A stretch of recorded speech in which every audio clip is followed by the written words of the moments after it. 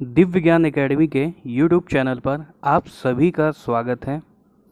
आज हम लोग पढ़ेंगे धातुओं के रासायनिक गुणधर्म, केमिकल प्रॉपर्टीज़ ऑफ मेटल।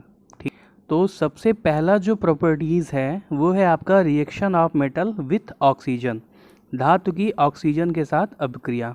देखिए, कोई भी मेटल होती है, जब वो ऑक्सीजन के साथ अभिक्रिया करेगी तो उसी मेटल का ऑक्साइड बनता है। ठीक है, जब धातु ऑक्सीजन के साथ अभिक्रिया करती है तो उसी धातु का ऑक्साइड बनता है जो धातु अभिक्रिया कर रही होती है। देखिए, मेटल्स की ऑक्सीजन के साथ जब अभिक्रिया होती है तो वो मेटल्स की रिएक्टिविटी पर निर्भर करती है। यानी जो धातु जब ऑक्सीजन के साथ अभिक्रिया करती है तो जो धातु की अभिक्रियाशीलता पर निर्भर करती है उसकी अभिक्रिया। ठीक है, जैसे कुछ मेटल्स हैं आपके, जैसे लिथियम हो गया, सोडियम हो गया, पोटेशियम हो गया, ये क्या करती हैं, रूम टेम्परेचर पर ही ऑक्सीजन से अभिक्रिया कर लेते हैं। यानी सामान्य ताप पर ही क्या करते हैं, ये ऑक्सीजन से अभिक्रिया कर लेते हैं। जैसे आपका सोडियम है, ऑक्सीजन के साथ अभिक्रिया कर लेता है रूम टेम्परेचर पर ही और सोडियम ऑक्साइड बनाता है। वैसे ही आपका पोटेशियम है, ऑक्सीजन के साथ अभिक्रिया कर लेता है और पोटेशियम ऑक्साइड बना लेता है। तो ये मेटल्स होती हैं, ये क्या होती हैं, बहुत ही रिएक्टिव होती हैं और बहुत तेज़ी से रूम टेम्परेचर पर ही अभिक्रिया कर लेती हैं।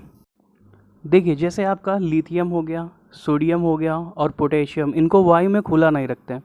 कारण क्या है कि ये जो है बहुत अधिक सक्रिय धातु होती हैं। ठीक है, ये वायु की ऑक्सीजन, वायु में कौन सी गैस उपस्थित होती है, ऑक्सीजन भी उपस्थित होती है और ये ऑक्सीजन से बहुत तेज़ी से क्रिया करती हैं और क्रिया करके ये किस में चेंज हो जाती हैं, ऑक्साइड में परिवर्तित हो जाती हैं। और जब ये ऑक्साइड में परिवर्तित होती हैं तो बहुत तेज़ी से आग पकड़ लेती हैं। ठीक है, इसलिए इनको हम कैरोसिन में डुबो कर रखते हैं।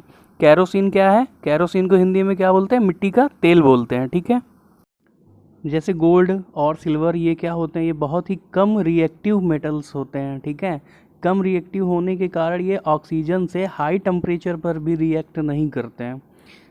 इसी कारण हम लोग जो ज्वेलरी का यूज करते हैं उसमें हम गोल्ड, सिल्वर या प्लैटिनम के बने ज्वेलरी ही यूज़ करते हैं, क्योंकि ये कम रिएक्टिव होते हैं।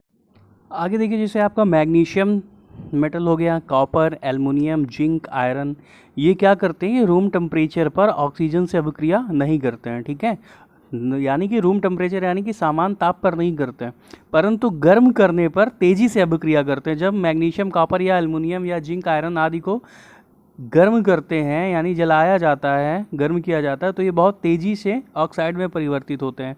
जैसे आपका मैग्नीशियम हो गया, मैग्नीशियम को जब हम ऑक्सीजन की उपस्थिति में जलाते हैं तो ये मैग्नीशियम ऑक्साइड में चेंज हो जाता है। कॉपर, कॉपर तो जलता नहीं है इतनी आसानी से, इसको जलाने के लिए बहुत ही उच्च ताप की आवश्यकता होती है, तो आपका कॉपर भी किस में परिवर्तित हो जाता है, कॉपर ऑक्साइड में। इसी तरह आपका एल्युमिनियम, एल्युमिनियम ऑक्साइड में, जिंक, जिंक ऑक्साइड में और आयरन, आयरन ऑक्साइड में परिवर्तित हो जाता है।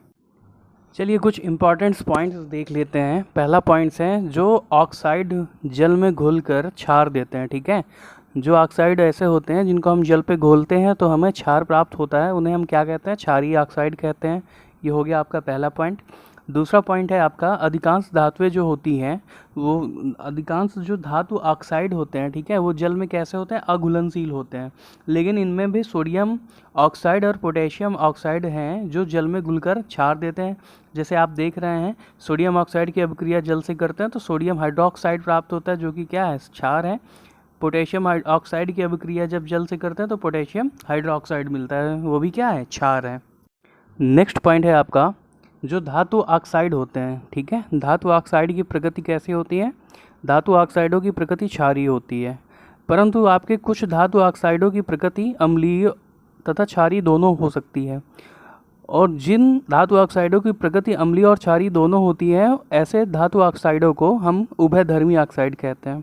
क्या कहते हैं, उभयधर्मी ऑक्साइड कहते हैं। ठीक है, उभयधर्मी ऑक्साइड कौन कौन से होते हैं, पहला आपका होता है एल्युमिनियम ऑक्साइड, फार्मूला क्या होता है, Al2O3 होता है। ठीक है, दूसरा है आपका जिंक ऑक्साइड, ये क्या है, ये उभयधर्मी ऑक्साइड है और ये क्या करते हैं, एसिड और बेस के साथ अभिक्रिया करके, यानी कि अम्ल और क्षार के साथ अभिक्रिया करके क्या देते हैं, सॉल्ट और जल देते हैं, सॉल्ट और वाटर देते हैं। ठीक है,